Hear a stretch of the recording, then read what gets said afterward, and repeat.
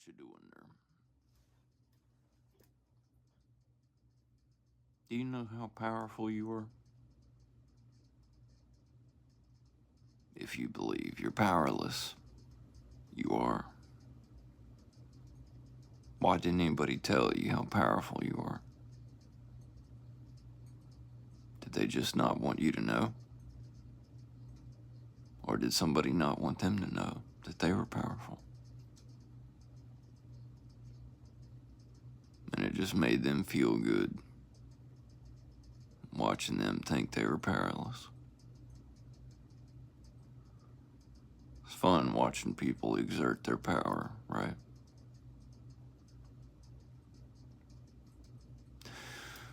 Some people ain't interested in the truth.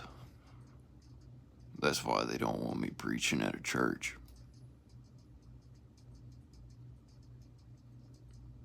Even though I have a certificate that says I'm a reverend. Am I really? Who says? Reverend of what? The truth? How would you know if nobody ever told you? That's the power of imagination.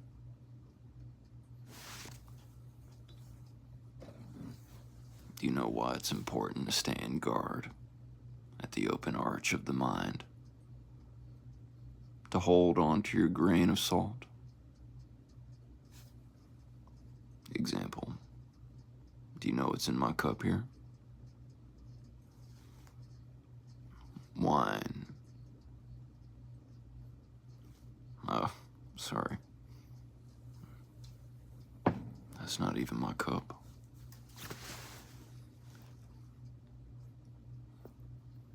There's coffee in there. Is it? No. What is it?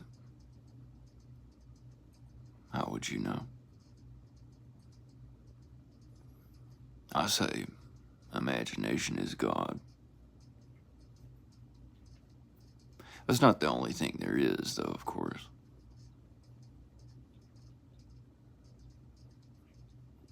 And how do you find the ceiling to imagination? You just imagine there is one. Or nobody ever told you there wasn't one. In which case, that ceiling can stretch on for infinity and beyond. But you wouldn't know it, as that would be beyond human comprehension.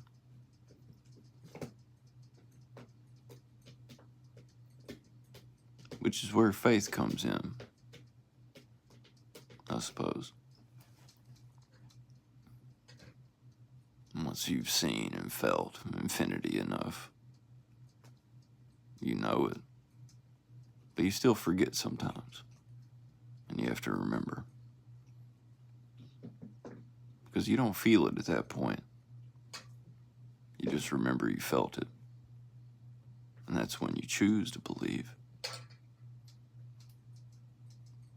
Because free will is a choice. Unless nobody ever told you were making one. In which case,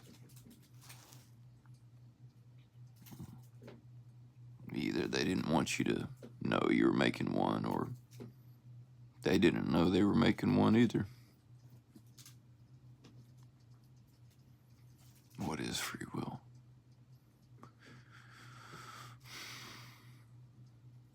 How about this? Thomas walks up to a crossroads. The left sign says right. The right sign says wrong. But Mama and Daddy, they told you neither one of those ways are right, but you want to go the right way. But one of the signs says right, but it's on the wrong side. What do you do? Well, if you don't know any better,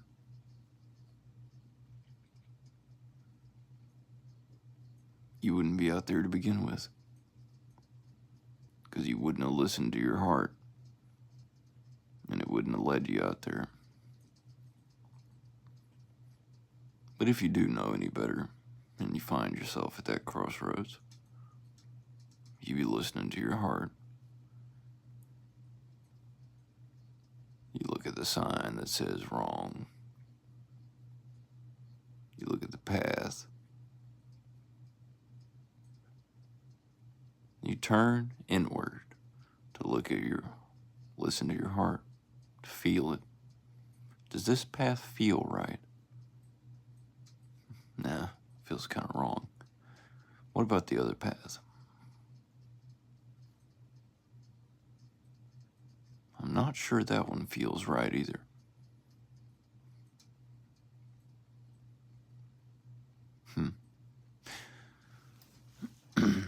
And then you think, well, maybe I'll just go between them. And that does feel right. That's the middle way. Triality. Try it. Triality, as it were. Triality is like two monks sitting on a mountain, arguing vivaciously, as it were, about whether or not the moon drinks milk, or even likes it. The moon's just watching. The moon don't give a shit. But don't those monks look cute?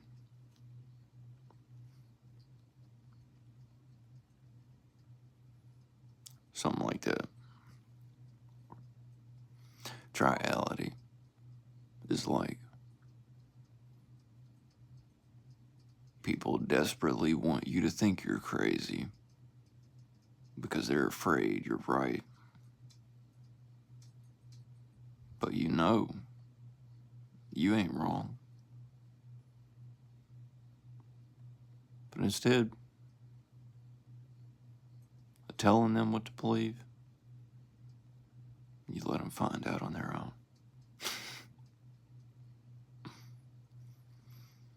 There was somebody named Sophia who said, "Who is God?" And I found wisdom in that. The Sophia of wisdom. It's a text. And you can find it on gnosis.org. As it were. I love that one. Sophia said, "Who is God?" Somebody said, "Not you." I said something like, "Who told you to say that? God? What are you? A rock on a beach? Who gave you the divine clipboard?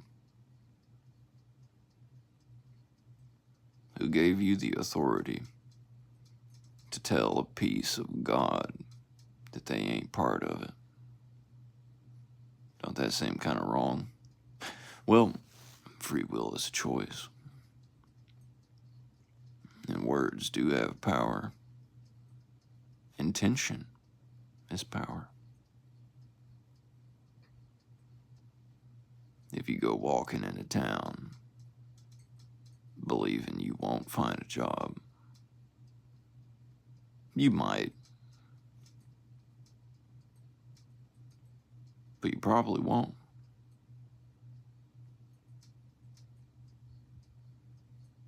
But if you didn't even try, you sure wouldn't. If you walk into town believing you're gonna find a job no matter what are your chances? If you think, well, everybody's got all the jobs already, and you don't try, you won't. If words didn't have power, nobody would give up on their hopes and dreams just because somebody called them stupid. By the way, I'm pretty sure if you call yourself stupid, somebody wanted you to feel that way. Because when they looked at you, it made them feel stupid. And they wanted to feel better. And they thought it would work well to see you shrink. Because you are powerful. So powerful, in fact. If you believe you're powerless, you are. Shakalaka.